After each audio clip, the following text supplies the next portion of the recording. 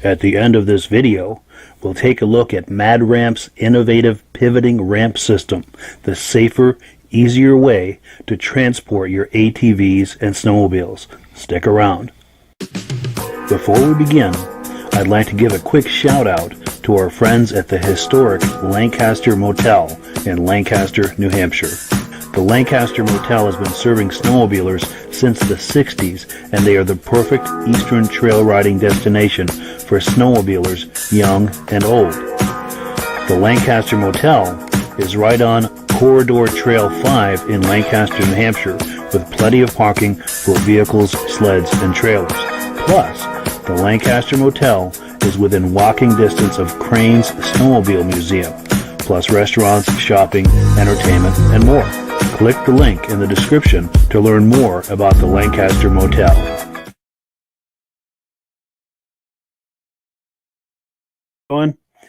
Good evening and welcome to the podcast. I'm really glad you're here tonight.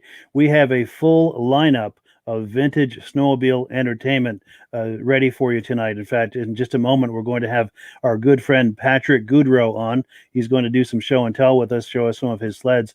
But before we do, I want to make sure that everything is working properly. If you can see my face and hear my voice, I'm going to ask you to make a comment in the comment section. Let me know where you're viewing this from. Also, let me know if you're a first-time viewer or a regular viewer. And to both the first-time viewers and the regular viewers, I thank you so much for coming on tonight. The first-time viewers, I hope that you like what you see and you decide to join us each and every week here at 9 p.m. Eastern Time every Thursday night. And to our regular viewers, I love you guys. You guys are the best. You guys are what make this podcast possible, coming back here every week. So you guys really mean a lot to me and to this podcast. So I thank you for that. Let's take a look now at the comments that are coming in. Brian Robillard, our good friend from Putnam, Connecticut. How you doing, Brian? And my phone is going nuts. I don't know why it does that, but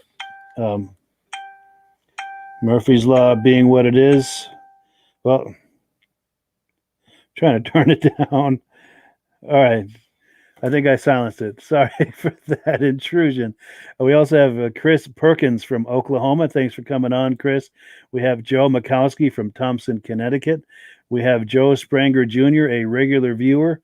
He says regular and is always a great podcast. We thank you for that compliment, John.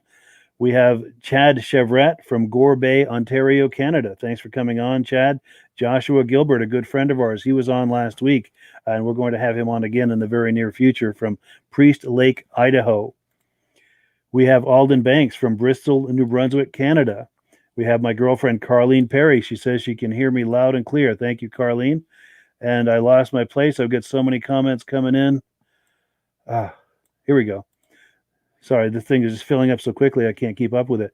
We have Petrangelo James from Flint, Michigan. We have Pete Ayers from upstate New York. Scott Verdun from Michigan, a regular viewer. I recognize that name. We have Chad St. Andrew from St. Ignace, Michigan. First time viewer, and I'm probably not pronouncing the name of that town. I've seen that on maps before, but I'm not sure how people pronounce that. But I thank you for coming on, Chad, to check us out. We have a Facebook user here again and sounding great as always. Thank you for coming on. We have regular viewers, Stacy and Art Fosler. Thanks for coming on, guys. Really appreciate it. Thomas Ryan, he's a regular as well from Tilson, New York. We have Joe Roseout, first time viewer from South Weymouth, Massachusetts. My tongue gets in a knot when I try to speak quickly as I am now.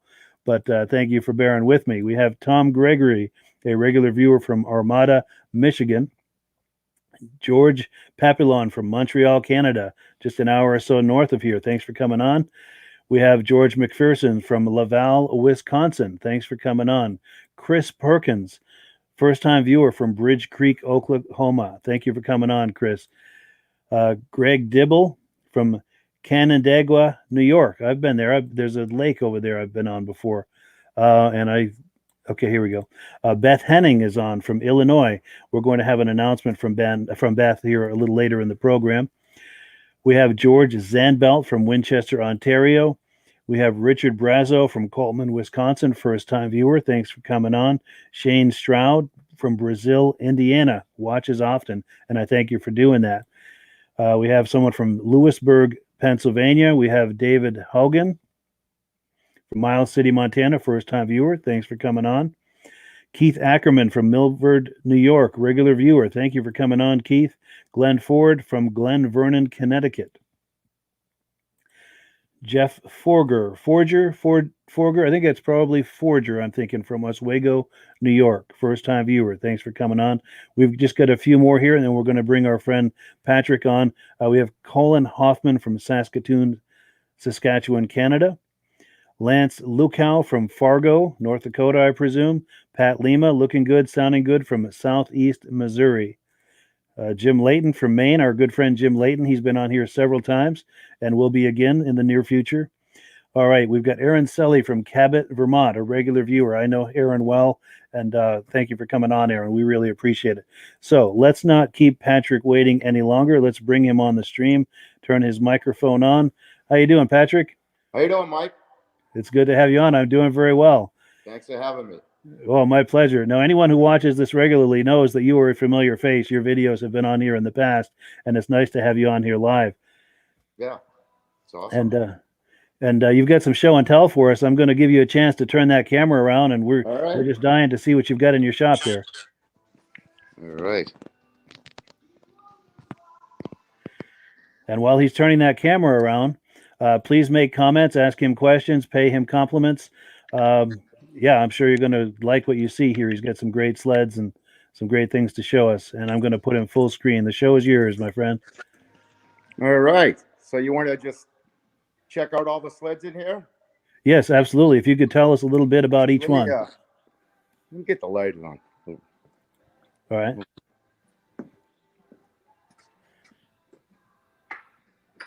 There we go. Oh, yeah, that's a big difference. That looks nice. Yeah. So that's a 73 Elon SS.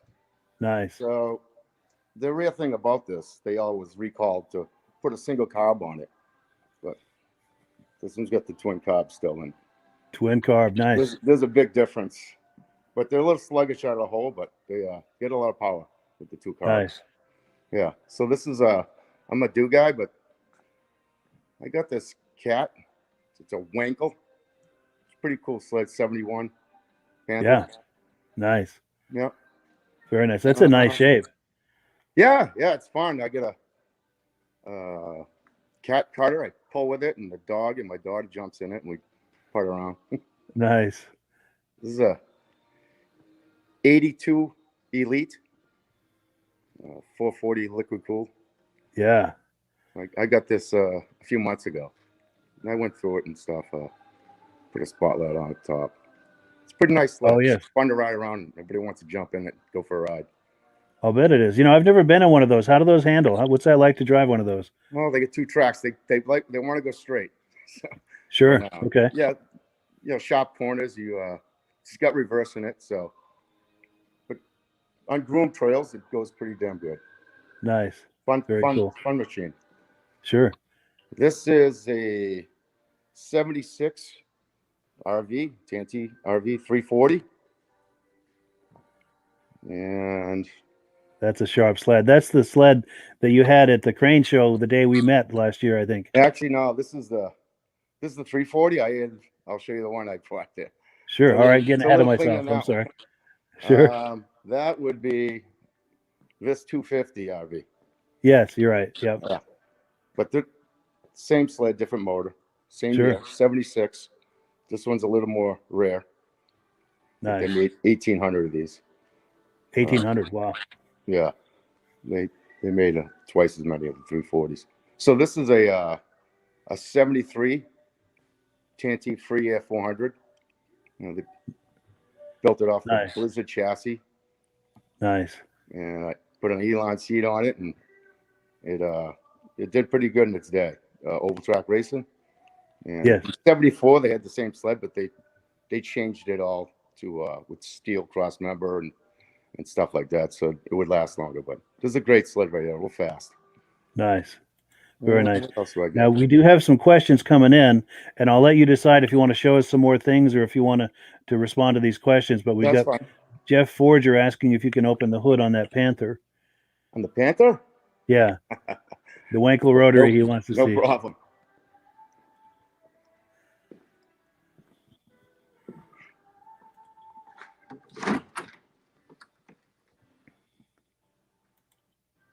It's got leaves and everything in there. Nice. Very cool. I haven't run it this year, but I brought it in here because I was gonna get it going. Very nice. But that's it. That's cool. It's not very fast, but it's got a little torque on the bottom, so it's a pretty cool sled. Nice. So with the low end torque like that, does it make it easier in the powder? Make it a little harder to get it stuck? Yeah, it just trucks along like a train. It just goes. It goes pretty good in deep snow. Nice. Yeah. Now, while you're there near the Elan, Jim Layton had a question about the Elan. He was wondering, is that the same motor that was in the 73 Silver Bullet 294 in that Elan? He's wondering about that. No, it's a 250. It's a 250. Yeah. So in 73, there's Silver Bullet with the dual carbs too. The same exact carbs, but this 250, in deep snow and stuff, it kind of floods itself out a little bit. Sure. So they recall them. They put a single carb on them. Gotcha. Very nice. And then Alden Banks is saying that he likes that 400 TNT Free Air, which I have to say that is a sweet machine. That's my favorite. Oh, it is? No, the 250 wins every prize, but this one never does. But this is my favorite right here. So yeah, my those have a lot of character. Used to race this back in 73, I guess. Yeah. 72, 73. It's real fast. It's really light, and the handle's awesome. Nice. It's so light because everything's aluminum, so it's a pretty cool sled. Yeah. Now, John Spranger Jr. has said that he used to race a 73 Free Air, and he says they were great sleds, so he agrees with you. Oh, yeah. Yeah, they got the we call it Kelsey. The disc, Kelsey Hayes disc brakes. 74 to put the cable brakes in it. It's got the hold on, open this. We got big Tilsons in there. So the cross members aluminum. Yeah. So people that trail rode these things, they all bent and broke. So they usually welded in there, but this was a good one that never broke. They didn't do much trail ride with this one. Nice. So they didn't beat on that one. No, every other one I ever seen was always, welded up and stuff. So this is pretty good. That's cool. You want to see the 292? Please, yeah. So this is a 71 292 TNT. So my dad, my brother, and another guy, they used to race this, not this sled, but the same model. On Star Speedway every weekend. They got a lot of trophies with it, but this is a different sled. I just got this one when through it to remake what my father had. So pretty Yeah, cool that's stuff. a nice way to preserve those memories. Yeah. So this is was in the paper back then, and there's my father's race sled with Andy Gonis driving it. Wow, and that's the same sled. Yep, Gonis No kidding. Star Speedway. Yeah, it's pretty cool, and that's my father that owned it right there. So cool Wow. stuff. So this guy that raced it, he passed away, but he gave me that clipping. Wow, that's cool. So yeah, it's pretty cool. Very nice. Very nice. Now, Jeff Forger has a question. He's wondering what was the TNT with the triple in it around 76? He's wondering if that was a 773 or was that possibly a 797 like that sled that was on here last week? What year did you say? 76. No, I know Jim Layton they had didn't a have 797 triple last in week. 76. They had it in 72, 71, 70, 73. Blizzards. TNT's triples were those were blizzards actually. The big 775 twin TNTs, like 71. Yeah. Like that with that chassis right there. Yeah. Because Jim Layton had a triple last week. Because Jim Layton was on here last week with a 797 triple Blizzard. I wonder what year. I can't remember what year that was though. I wonder if that's what Jeff is asking about, or. I'm pretty sure that was a 71. Okay, yeah. That triple, like, what was it, 72? They're trying to think. Yeah, you're right. That was early 70s. Were the carburetors up on his lap? Because the 72s, they dropped the engine. Yeah, I thought that was a 71. I had a 72. I think you're right. I sold it, and I'm not happy about that. I sold it years ago. I bet. Seller's remorse. Yeah. Yeah, for sure. And then Alden Banks is saying he had one of those T&T 400 free airs and worked good back in the day. And we've got Richard Brazo. He's wondering what the estimated horsepower is in the 76 RV 250. Any thoughts about that? I believe it's 46 horsepower. 46, yeah. Yeah, and I think the 250 is like 43, but when you drive them, the 340s feels a lot more powerful than the 250. You can feel the difference. Yeah, sure. This one has 48, I believe. 48. The TNT 400. Nice. Yeah. So that moves right along, I can imagine. Yeah, this thing's fast. Nice. And then Jim Layton is confirming that was a 1971 last week, that 797 Blizzard. Yeah, I thought the motor was up. It was up, yeah. And then Aaron Sully is complimenting you on the nice sleds. Yeah. A lot of work. I got these all. They weren't that good a shape when I got them, but we worked hard on them. Yeah, they're looking fine right now. Yeah. Now, in previous conversations, you'd mentioned that you'd done some racing in the past. I wonder if you could give us a few highlights on your racing history. Yeah, well, I drag raced. I started drag racing probably late 80s. Like, yeah. In the 90s, I started, like, getting real serious, traveling. And, I stopped racing in 2013 or something like 2014. Yeah. Yeah, so I got up. So I raced stockers in the 90s. I got improvers. I built a bunch.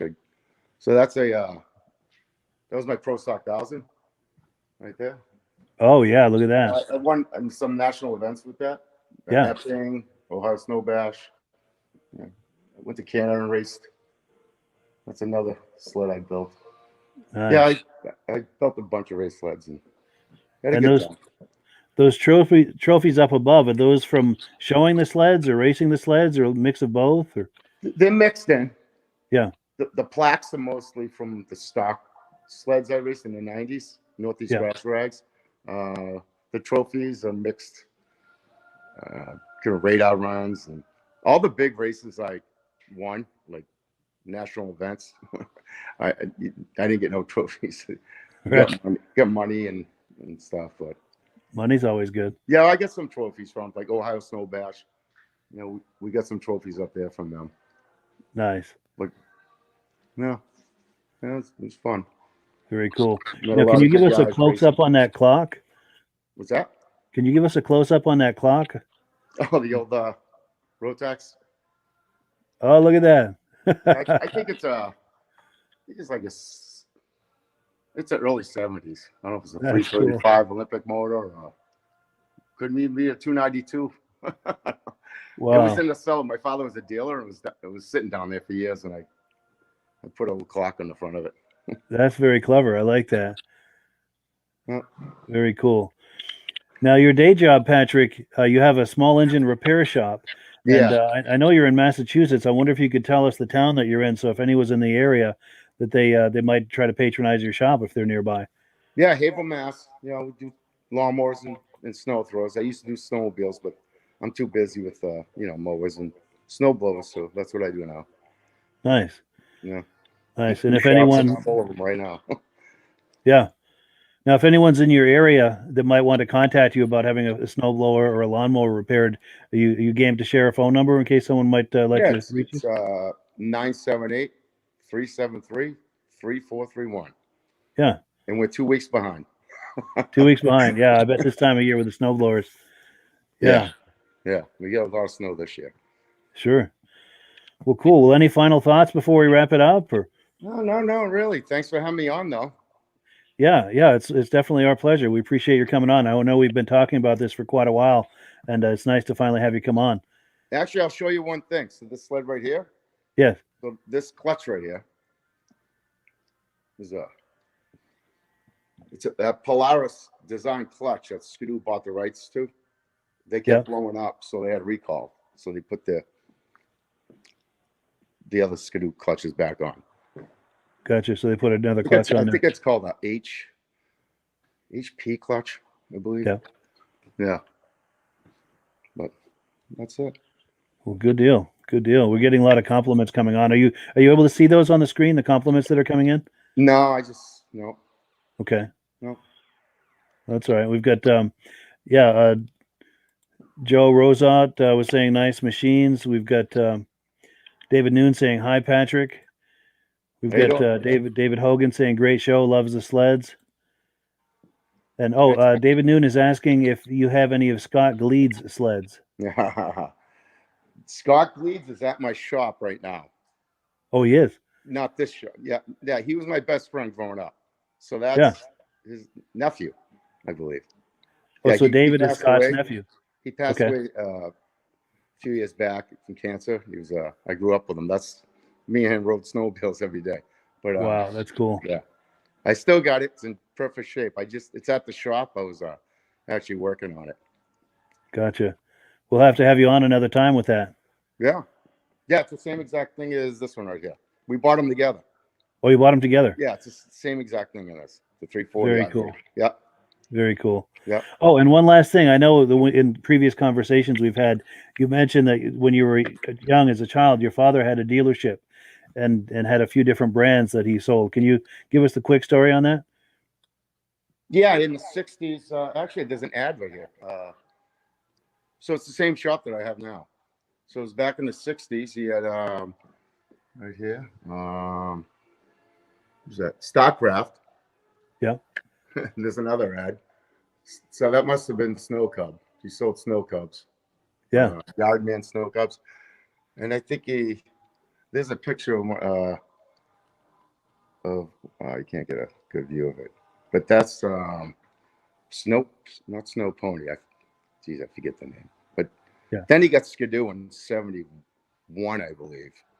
And that was till like 75. Yeah. Yeah. Nice. Good deal. Good deal.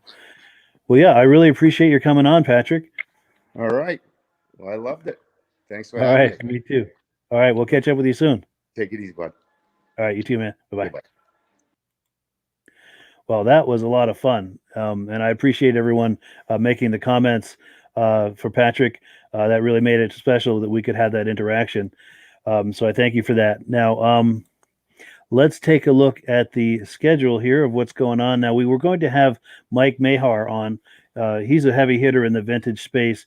He's part of the VSCA. He does their publication, and he also is in charge of and organizes the Central Minnesota Pond Racing. But unfortunately, he wasn't able to make it tonight, so we're going to have him on in the near future.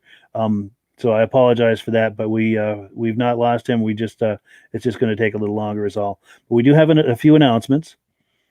Let's see. We have Dwight Miller sent me an email over the week, and he said he got back to snowmobiling and bought a very nice 1988 Panther 440. He loves the vintage sleds, old sled for an old man, looking to join a vintage club somewhere around Newburgh, Maine, if there is any. And he's wondering if we can help him out, steer him in some kind of direction for who might have some parts for his 1988 Panther 440. So the question I'm posing to you guys is, do you guys know of any vintage clubs in or near Newburgh, Maine, or in Maine at all? If you know of anything like that, please leave it here in the comments, and Dwight will be monitoring the comments to try and find that. Now, speaking of the comments, I encourage people to post items for sale or items wanted. All I ask is that you keep the conversation clean and keep it about snowmobiles. It can even be modern snowmobiles, preferably vintage snowmobiles, but it's okay to have modern snowmobiles as well. I'd like this to be a community. And a nice thing about the Facebook algorithm is once this live podcast is over, the algorithm continues to serve this podcast up to people to view over the next week. So if you've made a comment in here posting something for sale or something that you're looking for, come in and check every few days to see if anyone has responded to your comment. With that in mind, we do have a sled for sale here. This is I got a few days ago from Beth Henning. Now, her and her husband have this sled for sale. This is a 1990 Ski-Doo Formula Plus 500. It's one of only 149 made. It's a race sled, and she's wondering if anybody on here has any idea of where they could find out what this sled is worth. So if you know what this sled could be worth, or if you're curious about it, please post in the comments. Or also, if you're curious about buying this sled, call the number you see on your screen. So what do we have next here on the agenda? I also want to mention that we offer advertising here on this podcast. We have packages that start as low as $2.99 per month. A package like that, all you do is send me some digital images relating to your business. I'll make a nice graphic like the one you see on the screen, and we'll talk up your business for 60 seconds each episode. That's what it would be for $2.99 a month. If you want to get more elaborate than that, like the messages you see at the beginning of this program, that would be a little more, but we can certainly talk about that. And I also have other platforms to do with snowmobiling, cars, trucks, boats, ATVs, snowmobiles. If you're looking to market anything in that kind of space, I can help you with it. I have multiple Facebook pages and groups as well as YouTube channels. So what do we have next on the agenda tonight? Now, last week, you may recall Louis Lunn being inducted into the Eastern Snowmobile Racing Hall of Fame from 2018. And one of the things that was discussed during that induction is that back in the 70s, he was racing for Chaparral, and he was one of the first drivers to drive on those experimental independent front suspension sleds as they were starting to develop those. And I managed to catch him for an interview after his induction, and we kind of delved into that topic of what it was like testing those independent front suspension sleds. He's also got a great story about a spectacular wipeout that he had, and he's going to tell us about that as well as a few other things. So let me bring him up on the screen here. Started racing for Polaris. Let me back it up to the beginning. Hi, I'm Louis Lunn. I've started racing snowmobiles in the late 60s through 73. Started racing for Polaris, small dealership in Harvard, Mass. And doing mostly drag racing got me into it, and got invited to go race full sleds on the circuit, and that we did. Had a great time at it. Had some success. Nice. And, made a lot of good relationships. Felt very, very fortunate in my racing career. I only got off the sleds 2 different times in the 5 years that I raced, and one time at Wolfboro, New Hampshire, the sled had upset, and I couldn't clear it.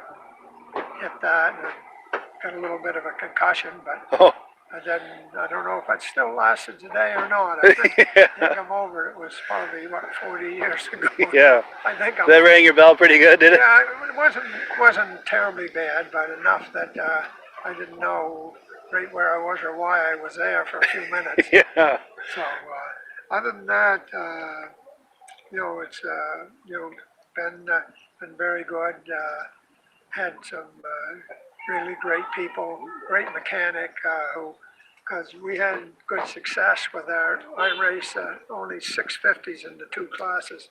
I raced my 650 in the 800 class, and fortunately had good success there. My mechanic was very sharp and good. He got everything that was in the sled. Nice. So we were able to put it all on the track. Put it all on the track, and so that was good. We had great with Chaparral. I went from Polaris to Chaparral because of distributor changing. It wasn't anything to do with Polaris or the sleds, but the distributor had changed, and they wanted me to go to Meaghar in New York. Stay with Polaris, but it would have been all down around New Jersey, Pennsylvania, and that. And just, at the time, I'm 77 and I'm still in my own business. I'm still working. Wow, good. So, it would have been too much traveling for me. So, I was invited to stay with the distributor and Chaparral, and it was a great experience. Got out west, got to see some different things. We've done some testing for them on the new IFS independent front suspension sleds, and probably under the open wheel racer, which the picture showed. I got a personal chance to meet with him and chat with him, and so for I guess a young whippersnapper, it was pretty fortunate, I thought. Nice. And made some good relationships there. We had a close relationship with the Nickerson, Gary Nickerson, who run the New York division for Chaparral Racing, and had a good friendship and stuff, working back and forth with them, passing information and things. So, other than that, a lot of, just the second thing that happened to me on the track, it was up, I think it was Newport, Vermont, we were racing, and I had just, the Chaparral, it was early in the season, it might have been second or third race on the Chaparral, and we had done some qualifying, and I don't know if we was in a qualifying run or a final, but I come out of the second turn, and on my left eye, I noticed something moving like this. I looked down, and my ski was broadside. It wasn't forward, it was broadside. It flipped around. And I was coming out of the turn with full power on, so my skis were off the ground, fortunately. So I knew what was going to happen. And so what I did was I stood up, let off of the throttle, and jumped at the same time.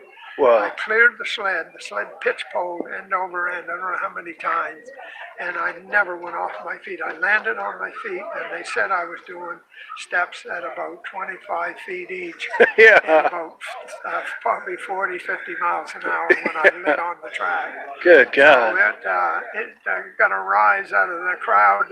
That would be something to see. It was. Everyone said it was kind of a comical act in a way, but yet, so I was, like I said, as far as being on the track with accidents and that, was very, very close.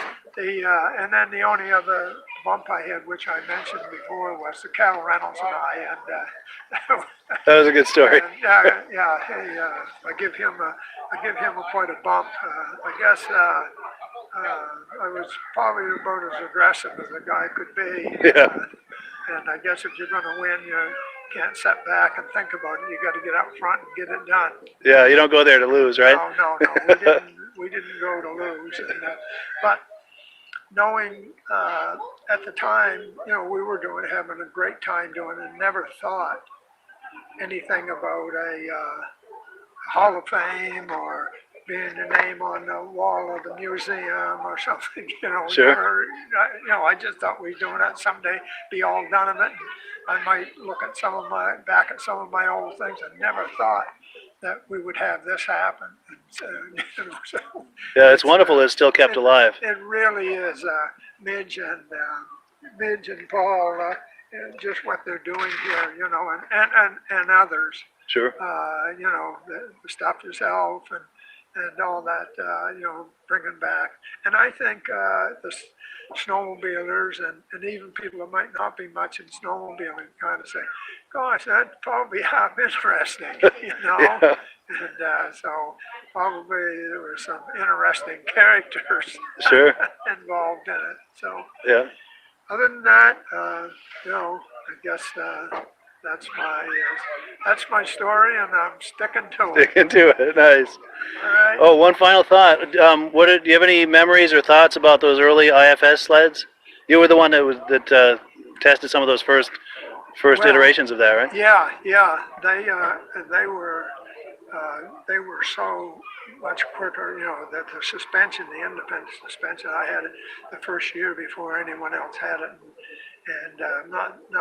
I don't know if you want to brag about it or not, but I guess I've heard it said that if it happened and you can do it, you're not bragging about it. Sure. But I had seen some movies that were taken, you know, when we were racing, and like when I had that IFS, the Chaparral, the race would start and we come out of the second turn and around the corner, and I'd be halfway down the back stretch and they're just coming out, and you know, if you had like a quarter or half mile track, within 3 to 5 laps, I'd be lapping everybody. The sled was just tremendous. And Must corner 100% better, I would think. Oh God, just, you know, I never hardly had to let off the throttle. You know? So even then, with the first early experiments with that suspension, you knew that was the future of snowmobiling? Oh gosh, yeah, absolutely. Sure. Absolutely was, you know, and well, they all went to it, so it wasn't, Sure, yeah. it wasn't a mistake, that's for sure. Yeah. You know? And it was a way that every factory, you know, followed suit there. Sure. Somewhat. And I imagine the whole industry took notice of that when they started coming out with the IFS sleds. Oh yeah, I absolutely did. They knew everyone knew that was the future. Yeah. Oh yeah. Good. Very, very.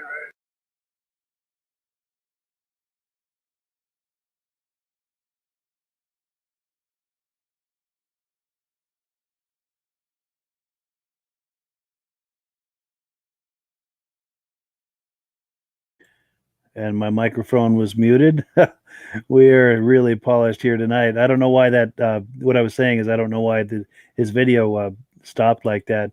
There was probably another 30 seconds or so to go. But yeah, that was Louis Lunn. He had just been inducted that day into the Eastern Snowmobile Racing Hall of Fame. And I managed to catch him for a few comments after and get an interview with him talking about those early days with those independent front suspension sleds. He was one of the first riders to test those, and he had some great stories. The story about that wipeout was really spectacular. Now, this was all part of the Eastern Snowmobile Racing Hall of Fame induction ceremony back in 2018, and I'd like to talk to you about that for a moment. I'd love for you to join us at the next induction ceremony of the Eastern Snowmobile Racing Hall of Fame. It's going to be Saturday, September the 11th, 2021, 1 p.m. Eastern Time at Crane's Snowmobile Museum in Lancaster, New Hampshire. It's a great time, and it gets bigger every year. A couple of things if you're planning to join us at the ceremony.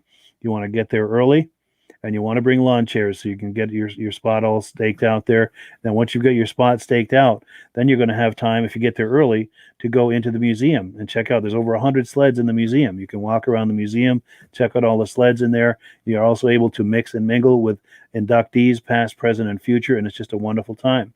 Now, if you're planning to come any distance for the induction ceremony, for the Eastern Snowmobile Racing Hall of Fame, the best place to stay is just down the street, a short walk away at the Lancaster Motel, because that is where they have the after party after the ceremony. And it's just a short walk away from the museum and the ceremony. And once the after party winds down, it's just a few steps to your room, and you can call it a night, just like that.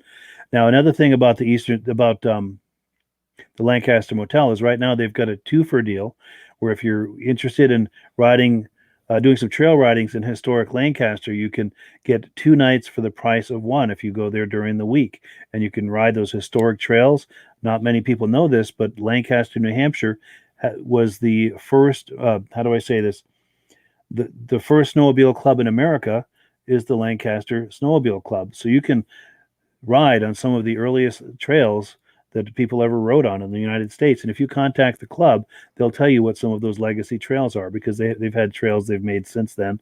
But some of those legacy trails do still exist, and you can ride on those. So that's something to consider. You're also a short walk away from the Lancaster Museum, so you can come do some trail riding, spend some time at the museum. There's a corner of the museum dedicated to the Eastern Snowmobile Racing Hall of Fame, so you can see the wall with all of the inductees on it. Now, if you are planning to come up for that, you want to call ahead to the museum to make an appointment, because it is by appointment only. So once you've booked your room at the Lancaster Motel, then call over to the museum and make your appointment for that. Now, last thing about booking this twofer deal that I'm talking about, two things you need. One, you need to have a valid card from a snowmobile club. It could be your local club, or if you're not affiliated with a club, you can also join the Lancaster Snowdrifters. And the card that you get from that club is something you can frame. You can show people for years to come that you were a member of the first snowmobile club in America. So for a small fee, you get something you can put on your wall, and it helps you get that discount. The other thing you need to take advantage of that 2-for-1 discount during the week at the Lancaster Motel is tell them that you heard about it from me, from Mike at VintageSnowmobileLovers.com. You can see my name at the bottom of the screen right there. It's hard to line your hand up with the camera. So tell them you heard about it from me, because the people at the Lancaster Motel and Crane Snowmobile Museum are all good friends of mine. So tell them that you heard about it from their friend, Mike at Vintage Snowmobile Lovers.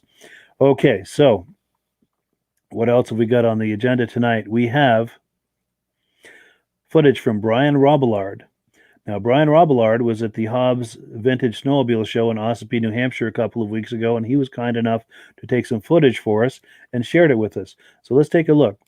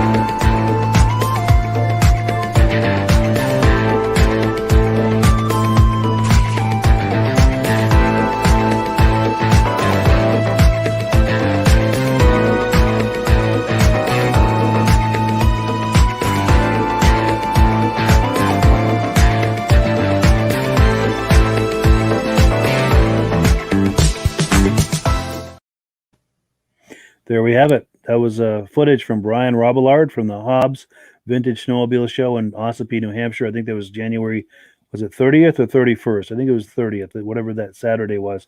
And we thank Brian very much for getting that footage for us.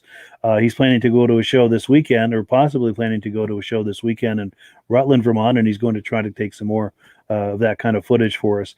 And that's the thing I'd like to ask people too. If you're going to vintage snowmobile shows or races or any kind of vintage events, if you've got your cell phone, please take that out and take some footage for us. We'd love to have that on the show, and we will give you full credit, of course. And I'm looking for a graphic. If you just decide to try and take footage like that with your cell phone, please hold it horizontally like you see here, not vertically. It's very difficult to work with vertical footage in my editing equipment. So if losing my voice here, if you're planning to take some footage for us to share on here for all of us to enjoy, please hold your camera horizontally for a wide shot and not vertically. And I do encourage you to do that. Also, if you want to walk around your sled and talk it up with your cell phone, same idea. Just hold it horizontally for a wide shot, and I would love to share that on the program. This is a great way to have a nice community of all of the vintage enthusiasts where we all do show and tell and share things with each other. And this is a way for the community, for all of us to see what each other is doing, see what's happening in the vintage community in more or less real time. So I thank you in advance for that.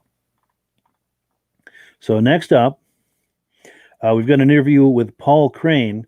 This is an interview I did with Paul back in 2017. Let's cue that up and let's meet Paul Crane. Yeah. My name is Paul Crane, and this is Crane Snowmobile Museum. And I started collecting, you might as well say, in 1961 machines. I've had most of these over 40 years. And I got started with Timberland Machines selling logging equipment for Bombardier, which Timberland Machines was the distributor for Bombardier. And in '58, Armin Bombardier called my boss up, Bob Bottoms, and said they had a new product they want us to look at to sell. We went up to Valcourt. It was a Skiroule similar to the 60 and 61, but it was a wooden side frames and everything, steel with wood sides, and it was a prototype. And I rode that down down the Main Street, which was in Valcourt, which was all gravel at the time. Wow. And that's how I got started. Then we came back and we tried selling them. And we only brought one into the States in December 5th of 1959. And it was a serial number 60-22. Wow. Which is the first one in the United States. And I rode that all over the place here. And of course the skis broke. They were made out of wood. Oh, wow. And later down the road, they came out with a 61, and that had some wooden skis too, same style, with a 7-horse coal on it. And up in Canada, they had at first they had the J-Lo motor on it. And but down here, we put Kohler motors on the machines. The motors were shipped from Wisconsin, and we put the Kohler motors on the Skidoos, which were 61 Skidoos. And we Timberland sold them Nice. to the dealers. Yeah. But that was a popular item in these parts. Oh, yes. Yeah. Good. The first time we had the 61s riding in this field here beside us, these people would stop in the cars just to look because they'd never seen anything like that. I'll bet. Yeah. Yeah, no doubt. That would stop traffic, I bet. Sold one of them to one of my friends, which was a trapper at the time. They went way up in the Phillips Brook and the Colebrook area and everything, and nobody look at the tracks and what the devil's that. Nobody is up there unless you snowshoe. Sure, and see the tracks on the ground. Yeah. That's wild. Yeah. So Good. it's been interesting. I'll bet. For a lifetime. Yeah, you got in just at the right time. Right. You experienced the whole episode, the whole ride of it. Right. Good. Yeah, so that was Paul Crane. What an amazing guy. He was there from the very beginning. As you saw in the interview there, he was the first American in the U.S. or Canada to ride a Ski-Doo snowmobile. He rode the first one that was imported into the U.S. and also the company he was working for at the time set up the first dealers in the U.S. for Ski-Doo snowmobiles. So he was there at the very beginning. And that's you heard me talking a moment ago about the Lancaster Motel, how you can book your room there. You get a 2-for-1 deal during the week, and you can also go down the street just a short walk away to Crane's Snowmobile Museum. That's where he was. That's Paul Crane of Crane's Snowmobile Museum, and you can make an appointment. It is by appointment only at the museum. You can make an appointment to meet with Paul Crane himself and hang out with him and ask him questions about those early days in 1959 when he rode the first Ski-Doo in the U.S. and in Canada. Heck of a guy, and he's got quite a museum there. So what else we've got? We've got some footage of a 1973 Skiroule 440 RT.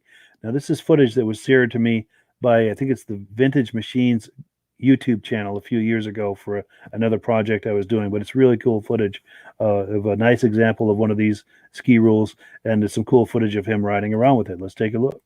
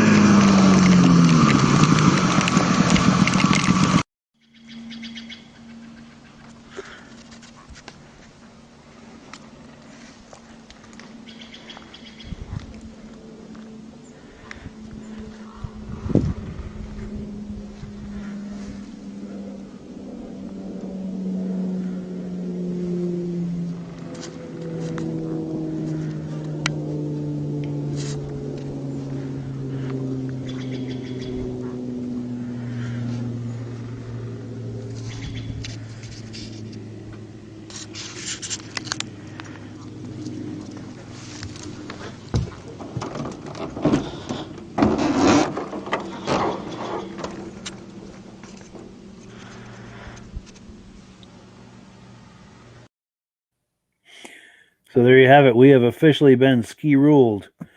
Yeah, so don't ski-rule that guy out. I like that power slide he did. That was pretty cool. Hey, question, if you guys are paying attention on that at the end there with the footage of that sled in the springtime on the trailer, what was the car in front of that? Was it an old Plymouth? It looks to me like that was an old Plymouth from the late 60s. I know my 70s cars pretty well, but 60s, I was real little at that time, so I wasn't quite as up on all the different makes and models, but I think that might have been a Plymouth. Please correct me if I'm wrong, because I'm not sure. But yeah, one last thing, we're going to have some footage here of an early 70s, early 70s Arctic Cat 340 Panther. But before we do, I have to apologize. I neglected to mention this earlier in the program. I wanted to give a shout out to our good friends at the Eastern Snowmobile Racing Hall of Fame, because we are simulcasting this podcast on their Facebook group for the first time tonight. The first time, but probably not the last time. We'll see how it goes over there. I'm sure they're going to be enjoying this. And if you're viewing this on the Eastern Snowmobile Racing Hall of Fame Facebook group, please make a comment and give us a shout out. We'd love to hear from you.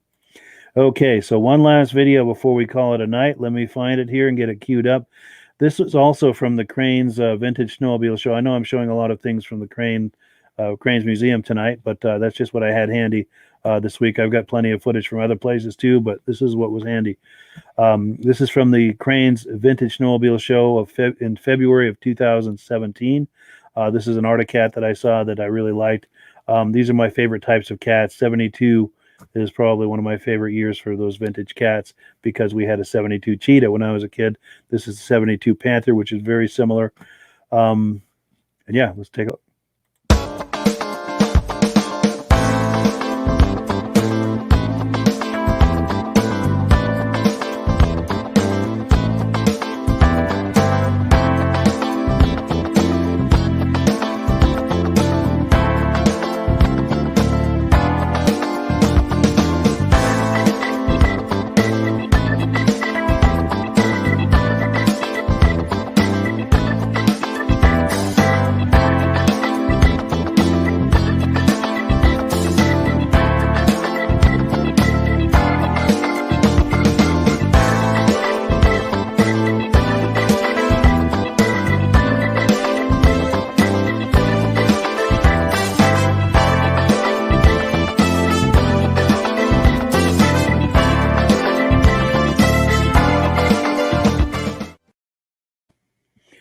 Yep, so that was a really cool Arctic Cat that I saw at the Crane Show in 2017. I just had to get some footage of it.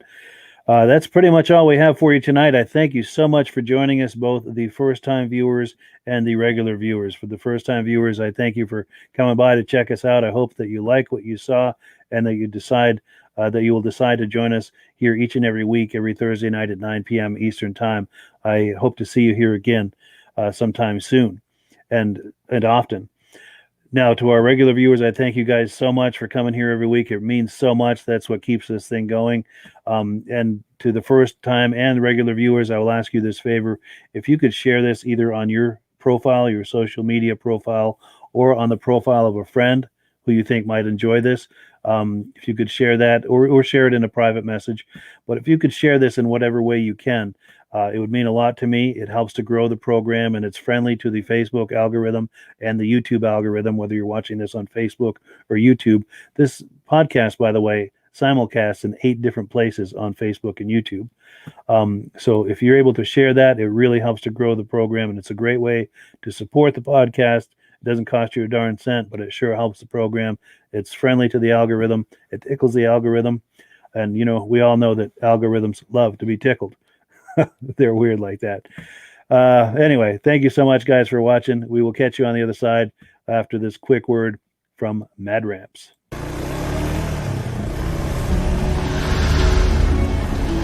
It's the ultimate combination of simplicity and ingenuity. The newest way to load, unload, and transport your ATV or UTV. The Mad Ramps Pivoting Ramp System. Made in the USA and engineered for strength and durability. Maneuver through tight places and over rugged terrain with plenty of ground clearance. No licensing, no ongoing maintenance costs, and no storage hassles like trailers. Won't slip or move like conventional ramps. Free up more cargo space in the bed of your truck. Securely connects to your truck's receiver hitch. Easily extends for safe loading and unloading. Seamlessly retracts for highway and off-road travel. DOT approved in all 50 states and Canada. Quickly disconnects in under a minute. A unique space-saving storage system. The MadRamps Pivoting Ramp System. Go farther. Go faster. Go safer. When you order using the link in the description, I'll send you 3 free Vintage Snowmobile DVDs.